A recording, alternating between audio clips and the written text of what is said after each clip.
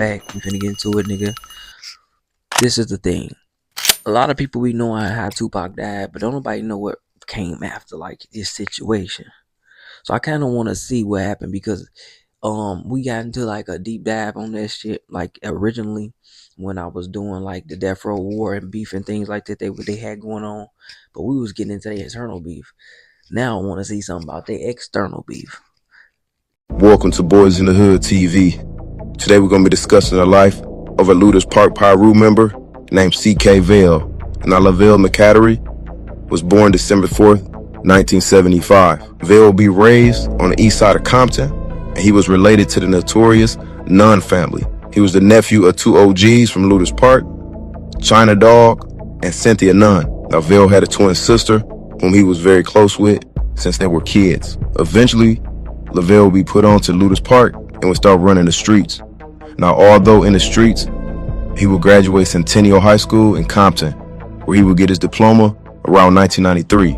Now, around this same time, the streets of Compton was an active war zone between the Crips and the Pyrus. Now, Vale's hood, Looters Park, was also beefing with the rival Hispanic set known as Compton Vadio, 7 O's. Now, things would really heat up in the mid-90s with Suge Knight and Deathrow Records. Now, with Suge being heavily affiliated with the mob Pyrus, he would hire them as security, plus also employ members of Looters Park.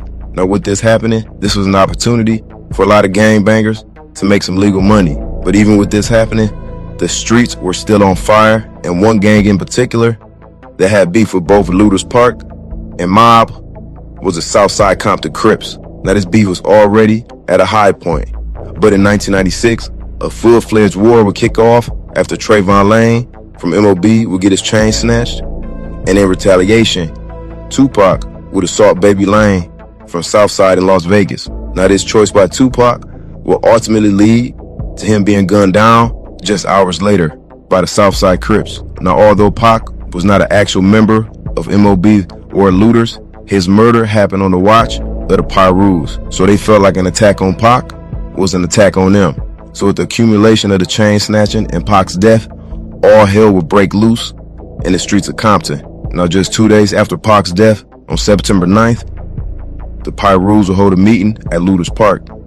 Now, in attendance were MOB, Looters, and Elm Street, and a few members from Fruitown. Now, Vale was in attendance, representing Looters Park also. Now, the MOB wanted to take the war to the Southside Crips, and the main plan was to target all the OGs, which included Keefy D and Lil Brim and others. So the members of Looters Park, OG Money, Vale, Spook, and Ace would agree that they was down to help out MOB with this war with the Southside Crips. So later that night, Vale, along with other members from Looters Park, went out looking for Crips in Compton while driving a Nissan Altima. While riding down Alondra Boulevard, they would spot two Southside Crips outside a liquor store on the corner. It was Lil Brim and another member named Lil Spank. Now, Looters Park would pull up near the curb, and that's when Vale and Spook would hop out and start blasting. Vale had a 9mm and Spook had a Trey 80. Now, Brim and Spank attempted to both run, but Brim would be hit 7 times in his back, causing him to collapse and fall on top of a 10-year-old girl. As Vale and Spook approached Brim to finish the job, that's when they both realized that a 10-year-old girl had been accidentally shot with a stray bullet. Both men would lower their guns and then hop back into the car and flee the scene.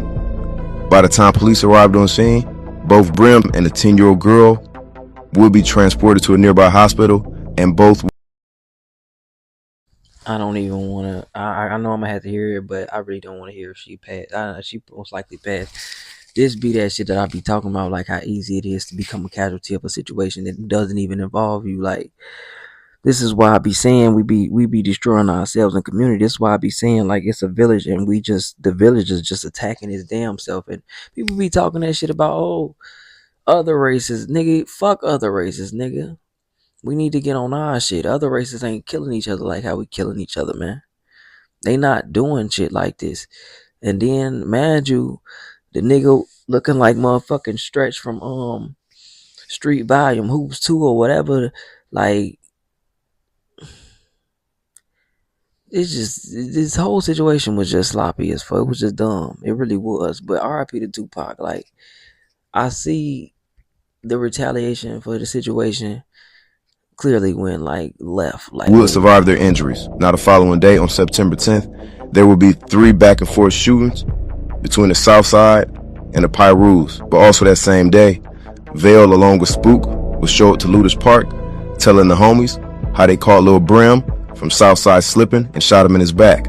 Now, further discussion will come up that their next target was Southside member Corey Edwards. Now, the Pyrus were well aware that Corey Edwards sometimes moved around, but mostly he stayed on Mayo Street. So the next day, on September 11th, the Pyrus, including Vale, will head over to the Southside Hood while driving a 1980s hatchback Honda. While driving down Mayo, they would spot a black male sitting inside a new Acura.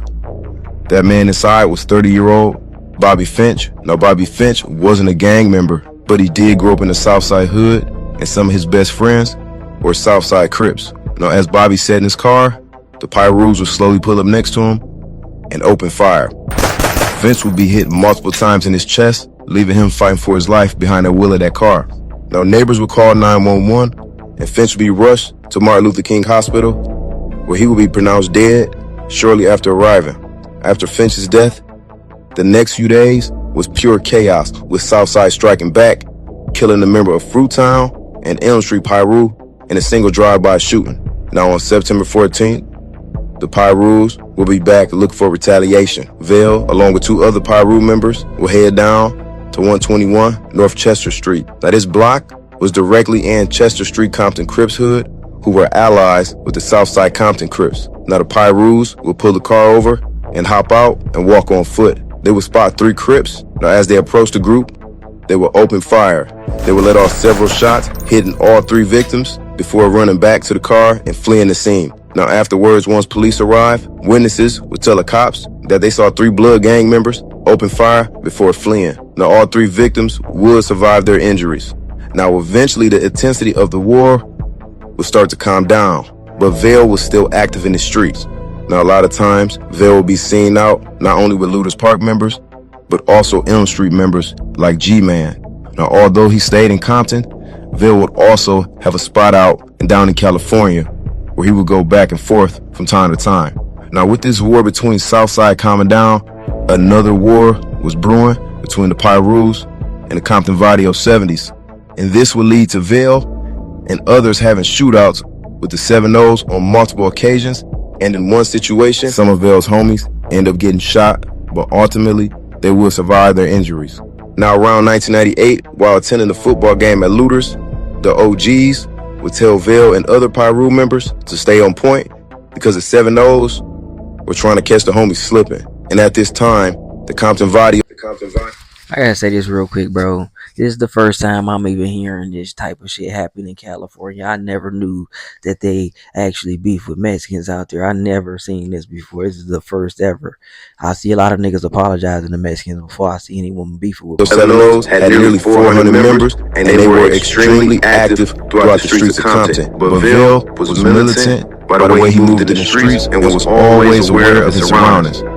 But sadly, death would eventually come knocking on his door. On June 25th, 1998, while out and about in Compton, Vale would be approached by members of CD70s, who would then pull out a gun and shoot him multiple times. Vale would be transported to the hospital, where later he would be pronounced dead due to his injuries. Now, the death of C.K. Vale will kick off a violent war between the Compton Pyrus and the Compton Vadio 7-O's, and this will cost the lives of many people on both sides. I would like to thank everybody for tapping in, and I was. Man, look, we might have to see what the fuck they do with the Mexicans, cause this was like kind of crazy. Fuck is you talking about? Cause I ain't seen none of that in California. But nah, R.I.P. to dude though. The main crazy part for me that stuck out was the fact that his name was Crip Killer. Like the fact that he got that for his name, like that's his street name. He running with that. Fuck is you talking about? Then another thing is, just the accidental death of the little girl. Like I could never escape past that because Like, just you gotta understand, bro. When a lot of this shit is going on, people be swearing up and down, man. We aiming at each other. We doing this. It's with each other, and some shit like this always happen. A bullet go through a window or something happen, and it be like, bro, half these situations y'all don't even need guns for. But with the Tupac thing, like, they ain't even going after the nigga that did it for real. The nigga that did it for real ended up getting killed by another crip, if I'm not mistaken. Make it so bad, all them niggas kind of got killed around this time frame. And we was watching that. I'm gonna leave some of that. Actually, I'm gonna probably post that videos up behind this. But the war at Deathrow like situation, a lot of them niggas died during this time frame, and then the rest of them died in the 2000s. Uh, so not too many of them, ain't even none of them still alive for real. Neckbone, all he even said on his interviews with Vlad and stuff like that. It's only just really him for real. Suge and Buntry brother. Um, we did a episode on his sister. That's another thing. That's the crazy part. And his sister eventually got hooked on crack or whatever, which I ended up finding out. But like, the streets is crazy, and you gotta understand, it's a lot of there's a lot of upsetting bullshit that happens within the streets, and this is why I always say, like, we eating each other alive, bro. Whether it's with the drugs or it's with the violence, we killing our children, we killing ourselves. Like, it's like we don't give a fuck no more. Like, and this is worse today. This had situation happened back then, but now you got niggas that really just don't give a fuck right now. Like, and it ain't about not giving a fuck, because these niggas is really moving on that type of time. Whereas a lot of these niggas just trying to move on that type of time, and they just running around with a gun, just trying to be somebody that they don't really be. But this is why I wish we change shit around. But I'm gone, bro. Y'all leave me at the fuck now, please. OG take me, boy, watch your back. Hey, these niggas bound to attack. Gotta know your purpose, understand what work is. These snakes is lurking up.